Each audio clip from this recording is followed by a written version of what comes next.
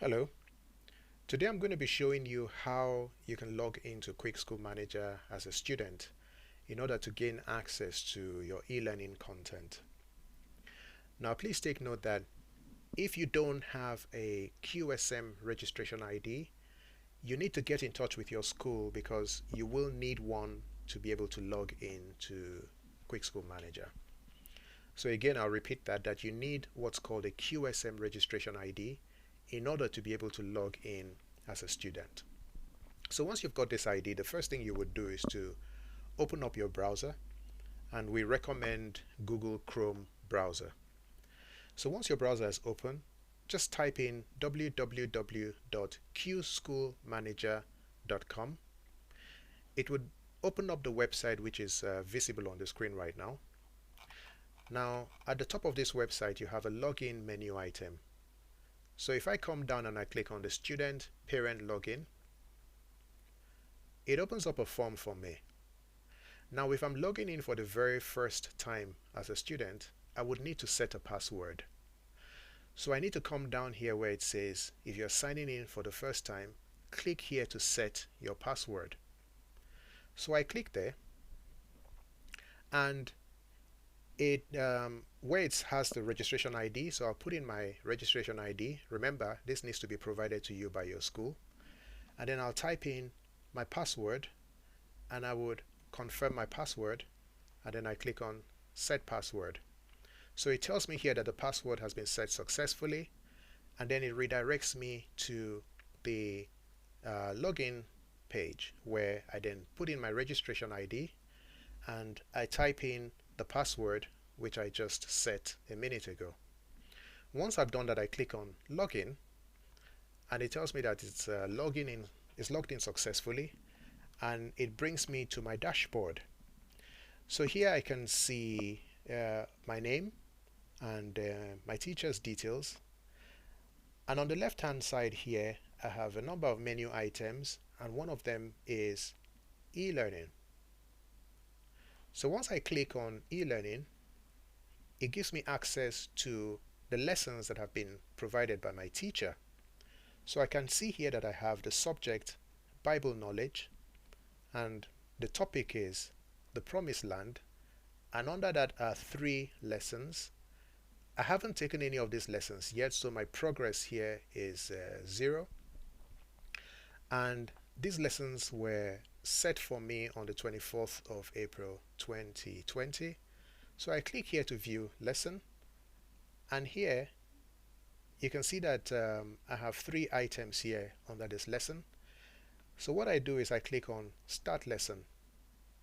So once I do this, it opens up the first page, as it were, of the lesson, and I can see some text here which has been provided by my teacher for me to read. It also has some notes down here. Now once I'm done with this, I can move on to the next page of the lesson, and here I have a video which I can click there to watch.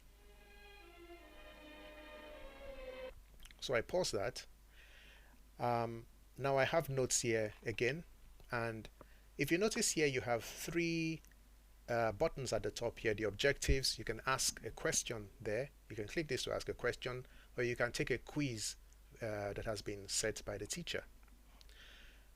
I can then move on to the next screen, which is made up of a PDF document that has been attached by my teacher for me to read. At the bottom there, again, I have notes. Now I can click here if I want to take the quiz, and notice that I have questions here. So the first one is, who led the children of Israel to the wall of Jericho? I can then go on and answer the quiz and submit, and once I do that, it grades the quiz automatically, and I would see the answer to that. So I'll just go ahead and do that. I think it was Joshua. What did the children of Israel do that made the walls of Jericho fall down? They blew the trumpet. I think that's the correct answer, so I'll click on that. Which of these are true about the Battle of Jericho? The Israelites marched around the wall 7 times. on the seventh day. I think that is correct. Joshua killed everyone in Jericho. The Israelites blew the trumpets and the walls fell. Now I know that these two are the correct answers, but I think I'll just click that one as well to see what it does. So I click on that, and the quiz has successfully been completed, and there goes. So I can actually see the answers there. This was correct, and that one was wrong, and it shows me what the correct answer was. Alright, so I'll go back to the lesson, and if at any point in time I want to ask a question, so I can go ahead there, and let's say my question is about Jericho. So I can ask a question of my teacher. I have a question about the wall of Jericho. What was the wall made of? Okay, so that's just a silly question as an example, but here I can tick this, or rather untick this, to make the question private. So if this is ticked here, then all my classmates will see the question that I'm asking. So I'll just go ahead and click on that. Specified question already exists. I'm not sure why. Oh, okay. I think I had one with the same title, so I just call that Jericho 2. So save and view. Fine. So that's gone to my teacher, and I'm back to the lesson. So I hope you found this video useful. If you have any problems at all, please drop us an email at support@qsm.com. Thank you very much.